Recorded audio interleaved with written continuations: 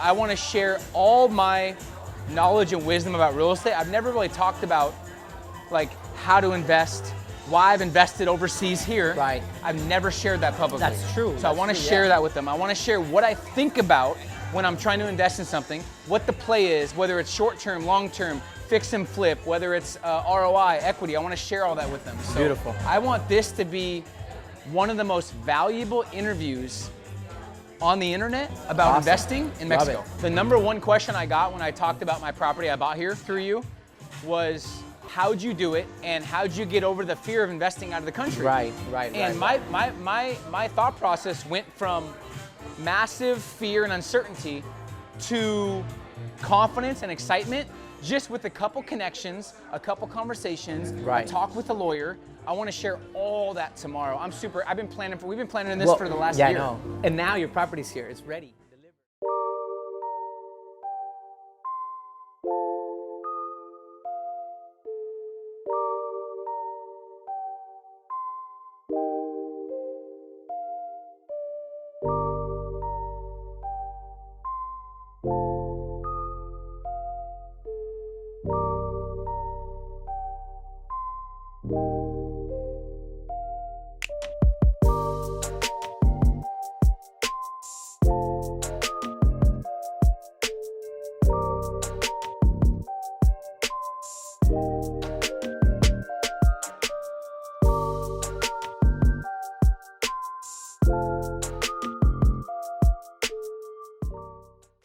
What's up, guys? It's Peter Voogd, and I'll tell you, there's nothing on the planet that's created more millionaires than real estate. And I'm with the guy, the man, the myth, one of my closest friends in the industry. He's an entrepreneur, developer, real estate tycoon. He's put on these huge seminars here in the Riviera Maya called Fearless. I've spoken at them, they're amazing. Been an entrepreneur since early age, started in sales, and he's just here to share everything he knows about real estate and about investing. I've learned from him. I've actually invested here in Tulum. I want to show you guys some footage of the condo that I got, but I'm excited to be here because Tony Martinez is someone that I respect at the highest level and someone doing huge things, and there's no one more connected than you, man. So I'm excited for you to share some wisdom and knowledge. Much love. Let's do it.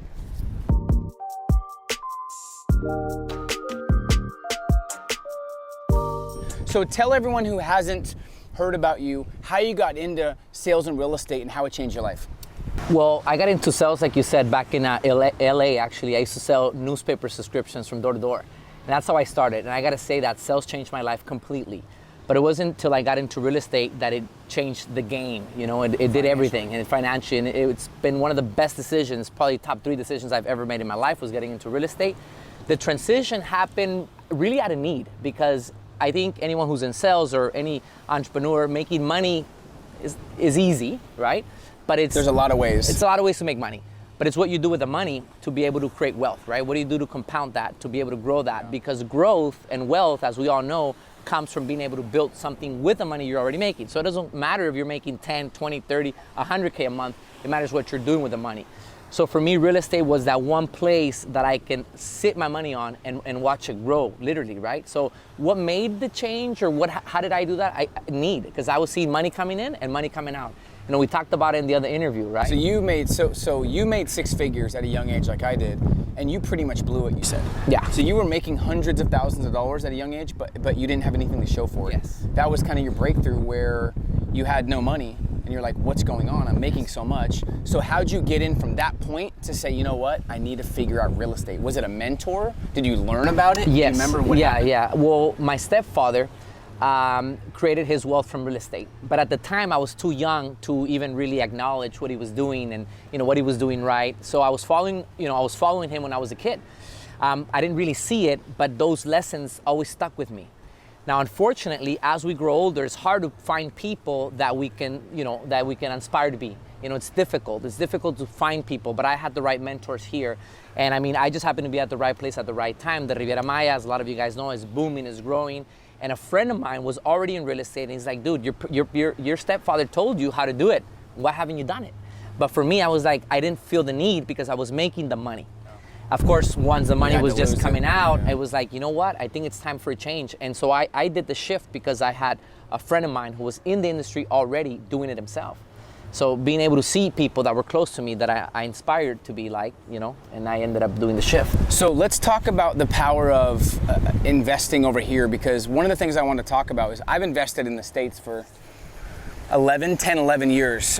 Always been a little uncertain about investing overseas. Right. Tony is the first person that shared some opportunities with me that I actually invested. So one of the reasons why I feel like we've been close friends is you've connected me with some amazing people, but I don't think there's anyone as well connected as you in Tulum and Playa and Riviera Maya. And we just checked out my condo I bought. It's amazing. But what about people that have never really been into investing or real estate? Maybe they're starting to make some money. What are some steps they can take in terms of thinking about investing, thinking about protecting their wealth, thinking about compounding interest, ROI on their money? Because I see a lot of millennials making hundreds of thousands, if not millions. Right. Less than 5% of the ones I see making money understand real estate. That's a fact. They blow it. That's a fact. And I don't want people to keep going through that. Right, exactly. Because that's the cycle, man. And for me, it almost took me 10 years. Wow. You know, and I went over $1 million, made $1 million, and then spent $1 million. You know, which is crazy to think about it. But I think for a lot of people who want to get into real estate, first is acknowledging where you at now, right? So where are you at today? And creating a financial plan. Now, it's always great to get with someone, right? Reach out to people who are doing it. You know, I'm sure we'll extend the help as well. Mentorship, yeah. Because if someone has a proven record of how they did it, and they're still right now doing it, actively being successful in it, the best way is to do it. But I think realizing where you're at today financially. What kind of money are you making and what can you do with it? See, a lot of people don't know that you can invest as little as $100K here, right? And that is already an investment itself. And you can finance it as well with developer financing, amongst many other strategies. What about the uncertainty and the fear? And I'll tell you from experience, I went through fear, anxiety, uncertainty. Putting your money in a different country is a different level of uncertainty, and you don't know what's out there. It's like looking at the ocean, you don't know what's out there. It's the same thing with investing. Scary. But when you get around the right people, when you do your due diligence, when you have a connection that you trust, it's like trust, due diligence, and the right people. Yes. If you have those three things, it turned my uncertainty to confidence within a couple weeks. Right. So I just want people to know that if you have the right people around you and you start researching and reaching out to people, it's so much easier to create certainty. And you gotta go direct with them, because I think if you listen to the news, they'll scare you from investing overseas, right? Mexico, oh, this is a scary place. Yet, 80% of all the money that's coming in comes from foreigners, from tourism, right? So understanding first the facts. What are the facts about that destination? Number two is getting with people who've already done it, who've invested there, who are already renting the units, who either already flipped the units, who already made the capital. You're going through that process right now. So until you're able to meet with them in person or talk with them over the phone and have a conversation with the person, I think that's a big move already to investing. So let's talk about, I want to talk about I've been coming to Tulum for 5 or 6 years now. It is such a indescribable place, and the vibes are like I've never seen. Right. And now it's starting to really blow up. Real estate, awareness. I don't know if you guys know this, they just signed the bill or the documents to have an airport. That's right. In Tulum. Yeah. You'll probably be the first people to know about That's this, because right. it's not really even released, but talk about why would they put an airport in such a small town? Exactly. Well, you see what happened, and it's, Tulum has been booming already probably for about 7 years now, let's say, but it really only hasn't been for about the last 4 or 5 years, right around when you started coming. It just boomed big time. But the client who's coming is funny because, I've been living here 16 years. And, in the time I've been in real estate, we studied Cancun, what happened there, Playa del Carmen, what happened there. Now we're studying Tulum, and Tulum is like wild, right? We've never seen it. It's a younger crowd, millennials, people can work at their home. Tell them, what's the number one demographic of people investing in Riviera Maya? Well, in the Riviera Maya in general? Or Tulum. Yeah, I mean, in general, they're young, right? But in Tulum, they're even younger. I mean, here, the demographic, you're getting 28-year-olds, 25-year-olds, all the way to, let's say, 45-year-olds, right? That's the demographic. It's These are, millennials, digital nomads, entrepreneurs that can work, out of home, or that have the money to invest here and watch their money grow. So there's a lot of great things about it, like the taxes, for example. The fact that, Mexico is very lenient and flexible, so you're not being taxed as much as, for example, my sister who lives in California. I didn't know that. And it was like, I don't know why I haven't invested here in the last 10 years. Yeah. It's just because it's unawareness. I have no clue. So taxes, what other benefits? So taxes definitely, the administration of the unit, for example, what we're gonna do with your unit, it's quite easy, right? Labor here is very inexpensive, right? In general, building is inexpensive. So if you're buying here, you're getting high ROI because it's trending, because it's booming. You got people from all over the world wanting to come to Tulum. You're seeing it on Instagram. You're seeing it everywhere, right? Forbes magazine, New York Times is talking about it. Chicago Herald, LA Times. I mean, everybody's raving about Tulum. So I think the fact that you're at a place that is booming right now, right? We talked about timing earlier. Timing and trends, because when I learned the philosophy of I need to start creating and producing more than I consume, I'm like, I'm going to Tulum all the time. I'm seeing it everywhere. Now as an airport, I want to be a part of the trend and the timing, and I want to invest here for my family and for my future. So that's why I invested, because I didn't want to just keep consuming here. I wanted to actually produce and create something as well. And I'm looking at my second property. We're gonna go look at some more property later today. It's amazing. But talk about, so for someone that doesn't know much about investing, and maybe they are accredited or they've invested a lot in real estate, but they're scared to go overseas, what do you feel like from your 16-year experience? And by the way, humbly, there's nobody that I think is more well connected in Playa and Tulum than Tony, in terms of knowing all the developers, all the agents, everyone that's actually has a pulse on what's going on in Tulum. But what do you feel like makes Riviera Maya investing different than, let's say, US, let's say Philippines, let's anywhere? Florida, for that matter, because a lot of people like Florida because of the similar vibe, Caribbean. Well, number one is we're not dependent on a currency, right? We got Canadians, we got Americans, we got Europeans, we got Latin America, we got the peso, we got the dollar. So we're not relying on one currency. That's big to know, number one, because let's just say, I don't know, Europe's going through a bad time, but the other economies, they make up for that lack. So there's a massive balance with the currencies coming in from all over the world. So that's number one, right? I'd say is the fact that we got money coming from everywhere. Number two, it's a dollarized market. A lot of people don't know that. So when you invest here, your dollars don't turn to pesos. They stay in dollars. Dollars is the currency. I never did anything in pesos. Yeah, and everywhere you go is dollars, dollars, dollars. So you are investing in an asset that is held in a dollar currency. So if you wanted to sell it, you're selling it in dollars. So that's another benefit of why this is different. Hospitality, service, you've seen it here, right? The way people treat you. So people love coming here, and they don't just come back once, they come back again and again. And if you're gonna invest here, well, your client is the tourist, your client is the renter, right? And so the fact that the fact that it's very inexpensive, and lastly, we're 4 hours on average from any airport in the United States. That's the average flight time, right? Going to Thailand, which I love, how far is it? You're gonna lose a day in travel. 16 hours, 18 hours. Right, so it's close. It's nearby, it's very inexpensive. Hospitality, right? Taxes, the fact that investing here is fairly inexpensive compared to places like LA, New York, Miami, Dallas, amongst others. So when you factor all those things in, it's a no-brainer to invest here. Your money here is gonna make you way more than anywhere else net, because all the numbers we discussed today earlier were on net, right? So and just being transparent, my subscribers, my followers, people that respect entrepreneurship, I appreciate you guys so much. Just being very blunt, because there's so much BS in the industry. I bought a condo pre-construction, which is always better to buy pre-construction because you get a better deal. There's 3 phases. I bought pre-construction a year ago. It's already 60+K equity. About 35-40% already. Equity, and it's a lot of places are guaranteed 10 to 15% your first year or two, which is crazy. Thinking about like it makes me mad, even though people always talk about me being young and us being young. I wish I knew this sooner. Is there any mistakes that you made that you wish you would have figured out earlier in the past, like 10 or 15 years, that we can share with some of the younger millennials? Well, you know what? One of them was the thought that the money was always going to just come in. That's number one. Because when you're making the money, you don't think about all of a sudden, a low season. You don't think about, things change, the economy. Look what we just went through right now, right? So definitely one is thinking that the money was always gonna come in just because I was doing well. Number two is not educating myself financially. So I was always great in sales, right? That's where I was able to build the money.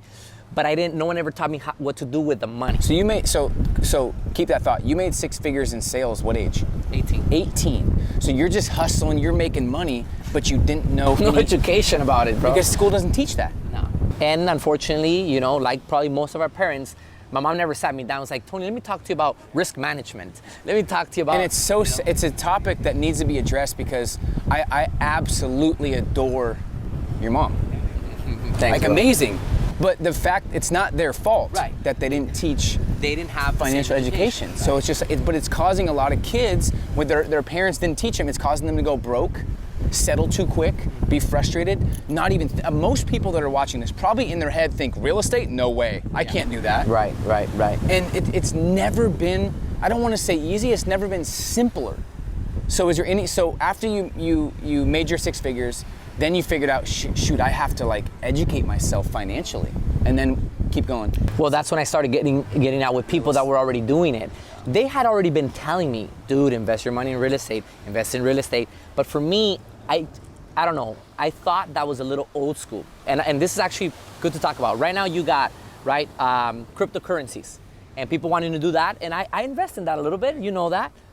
And they're wanting to invest here and do all kinds of stuff because there's tons of opportunities, but there's nothing more solid than real estate. Nothing more solid. And what I've learned today is, yes, diversifying is good, but for example, Warren Buffett actually advises against doing that too much.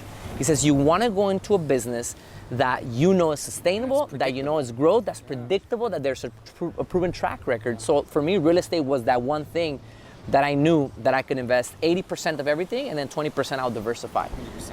Yeah. And there's different goals that you can have with real estate. You can buy and hold. You could do straight equity play where you buy it and then you sell it for the equity. You can do long-term rentals. You can do fix and flips. Is there all kinds of options here? What would you say the top couple most lucrative and most popular are right now with millennials? Because this market is blowing up more than I've ever even realized. And if you go through Tulum, you walk through the beaches, the people here are amazing. They all just have a certain aura about them. Yeah. I don't want to say they're all successful, but they're just humble and they love life, they appreciate life. Yes.